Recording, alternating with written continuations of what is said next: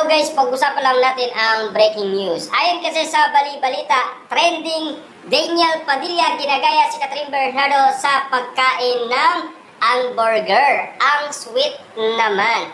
Pinag-uusapan ngayon sa social media ang panggagaya umano ni Daniel Padilla sa kanyang dating ex na si Catherine Bernardo. Nauna daw kasi si Catherine Bernardo. Ngayon naman ay spotted nakita si Daniel Padilla sa pagkain ng hamburger. Grabe nga naman kasi tila hanggang ngayon ay hindi pa rin naaalis ang usapin patungkol umano kina Daniel Padilla at Catherine Bernardo. Naalam niyo naman siguro madalas silang ganyan, sina Daniel Padilla at Catherine Bernardo. Puro parinig sila sa social media, pero ayaw naman nilang umamin na meron pa rin silang feeling sa isa't isa.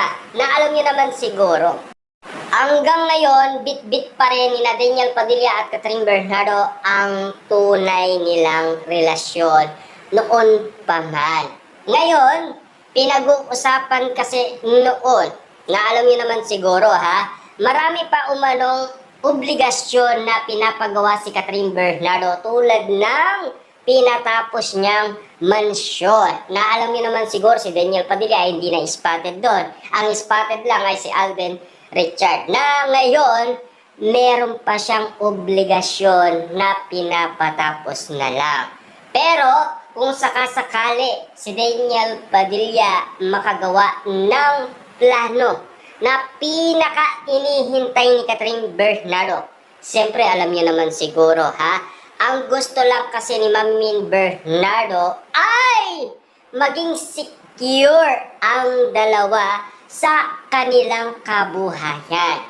Siyempre, ayaw naman siguro ni Mami Bernardo malugi ang kanyang anak na si Catherine Bernardo. Kasi si Catherine Bernardo, kaliwaan kasi ang kanyang mga project, kaya nga naman kasi marami na yang ipon. Hindi katulad ni Daniel Padilla, iilan lang ang kanyang endorsement at lalong-lalo na kailan lang bumalik si Daniel Padilla.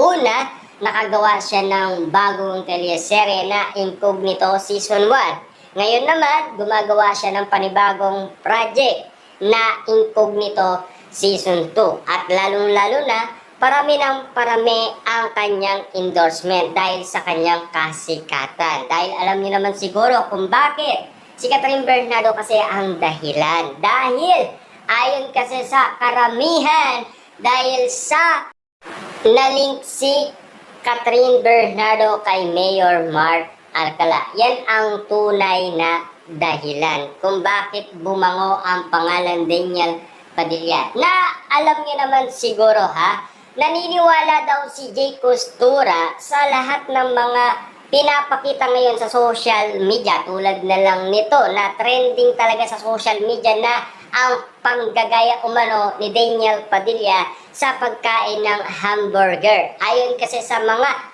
Dilulu fans, kitang-kita ng kanilang mga mata ang panggagaya ni Daniel Padilla kay Catherine Bernardo. Kaya nga naman kasi naging trending at naging usapin at kung bakit pinagkaguluhan ng mga Dilulu fans ang ganitong sitwasyon. Siyempre kilala nila ang kanilang idolong sina Daniel Padilla at Catherine Bernardo. Madalas nga naman kasi sila ginagaya ang isa't isa. Katulad noon, si Daniel Padilla ang naunang bumili ng nasabing Toyota Land Cruiser. Pagkatapos si Catherine Bernardo naman at lalong-lalo na si Daniel Padilla ang naunang nagsuot ng binigay ni Catherine Bernardo at pagkatapos si Catherine Bernardo naman ang nakitang suot niya ang kasuotan ni Daniel Padilla at lalong-lalo na yung relo binigay ni Daniel Padilla kay Catherine Bernardo ay spotted umano sa mga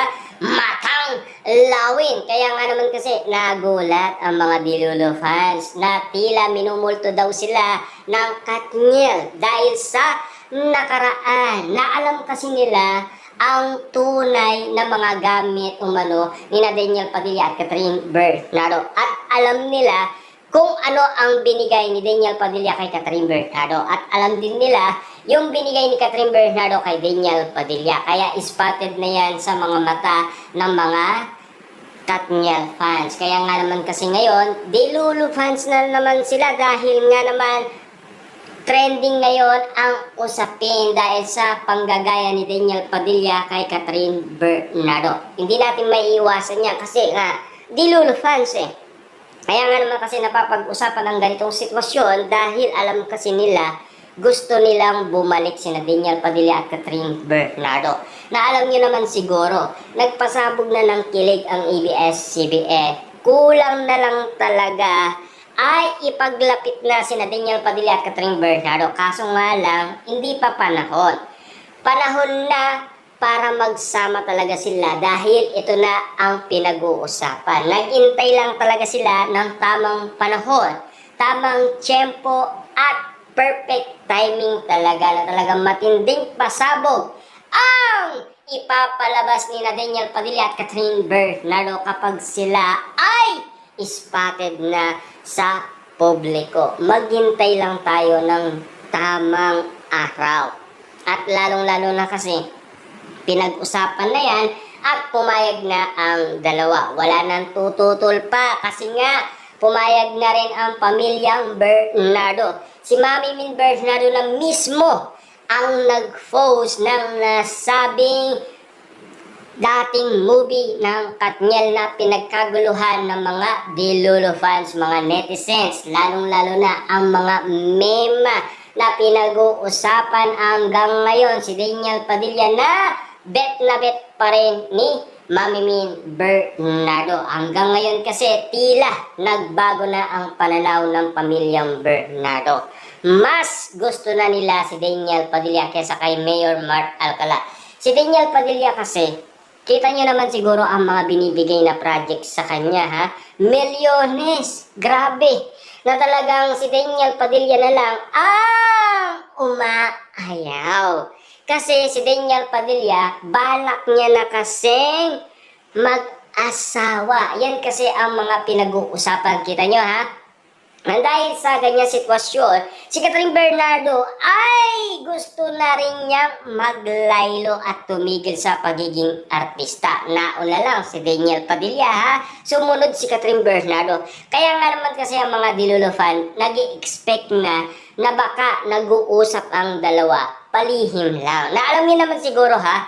May plano dati yan ang Katniel. Nakausap si Catherine Bernardo at na-interview kung ano ang plano nila. Bakit nga ba pinag-usapan yan? Kasi ikinasal muli si Direk Cathy dahil nasalo kasi ni Catherine Bernardo ang nasabing flowers, di ba? Ang tradisyon kasi ng mga Pilipino, kapag nasalo ang nasabing flowers sa wedding, susunod ka ng ikakasal, di ba?